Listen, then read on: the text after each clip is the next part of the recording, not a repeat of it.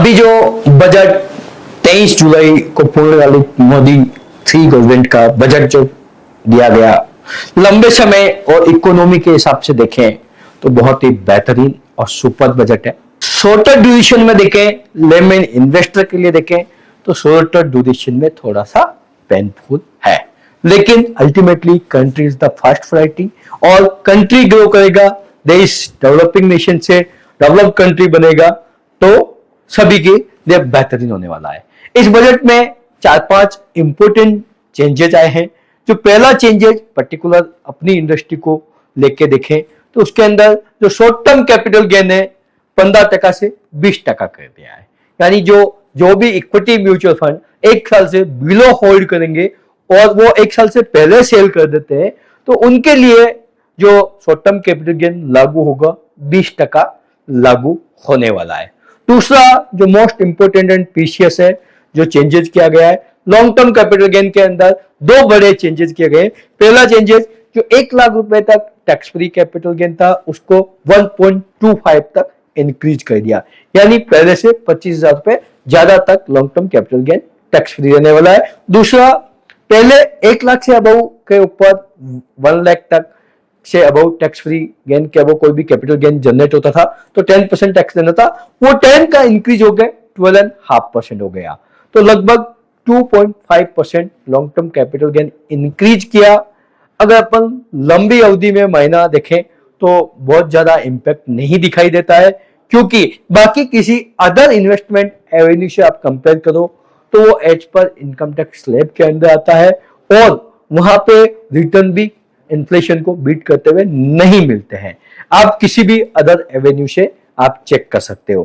तो shorter duration में painful हो सकता है, लॉन्गर ड्यूरेशन में फिनोमिनल है, क्योंकि गवर्नमेंट का revenue day by day shrink होता है, क्योंकि एफडी का पैसा अगर इक्विटी इन्वेस्टमेंट की तरफ मूव होता तो उनको अपना जो डेफिशिएट है उसको कम करते हुए गवर्नमेंट को स्ट्रेंथ करना है। ऑलरेडी डेफिशिएट का टारगेट भी पहले से अभी काफी सारा कम किया गया विदाउट एनी कटअप। तो लॉन्गर ड्यूरेशन में देखें तो इकोनॉमी के लिए बहुत ही बेहतरीन सुपीरियर बजट है और इन्वेस्टर के लिए इन्वेस्टर फ्रेंडली टैक्सेशन के अंदर चेंजेस किए गए हैं। आपका स्टैंडर्ड डिडक्शन चेंज किया गया है, जो 50,000 से 75,000 कर दिया गया है। टाइम पीरियड देखें तो बेहतरीन है और जितने भी डेवलप्ड नेशन है वहां से अभी भी इंडिया का टैक्सेशन अट्रैक्टिव है। हाँ, ये आप ध्यान में रखिए कि अभी तो कैपिटल गेन टैक्स 12.5% ही है लॉन्ग टर्म, हो सकता है कि आने वाले समय में 15%, 20% हो जाए, क्योंकि without tax collection, without money, no government can run the economy in better way. तो अल्टीमेटली टैक्सेशन तो ग्रो होना ही होना है और वो भी एक मिनिमम इनकम के बाद ग्रो हो रहा है।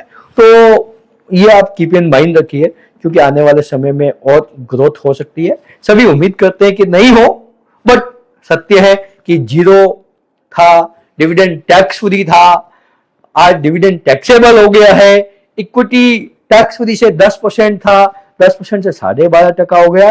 तो ये जर्नी है, चल रही है, चलती रहेगी और लोगों की इनकम बढ़ रही है, बढ़ती रहेगी। एवरेज इंडियन की इनकम $2,500 के आसपास पहुंच चुकी है, जो $5,000 होना सुनिश्चित है और डिकेड टू डिकेड। तो ये ultimately extra ordinary phenomenal budget है इकोनॉमी के लिए। और निवेश करें, सावधानी रखें, सतर्क रहें, एजुकेशन लें और लंबी अवधि के लिए निवेश करें तो बेहतरीन रिटर्न मिलने वाला है।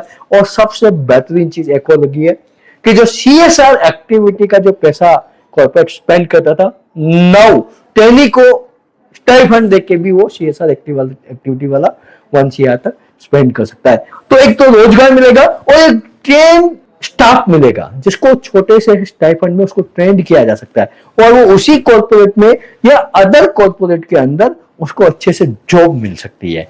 तो ये अल्टीमेटली रोजगारोन्मुखी बजट है, इकोनॉमी को स्ट्रेंथ करने वाला बजट है और लोगों को जो अनऑर्गेनाइज्ड है वो ऑर्गेनाइज्ड रूप में ग्रो करने के लिए मोटिवेट करने वाला बजट है, तरीके से ग्रो करने के लिए सुपीरियर बजट है। तो मैं आपको ये सूचना देने के लिए इंपॉर्टेंट चीजें थी जो बताने के लिए मैं आपके साथ ये यूट्यूब के माध्यम से आया हूं। और इसी तरह के टॉपिक जानने के लिए हमारे यूट्यूब को जरूर सब्सक्राइब करें और रेगुलर बने रहिए एसएलएम म्यूचुअल फंड सर्विसेज के यूट्यूब चैनल पर। Thank you.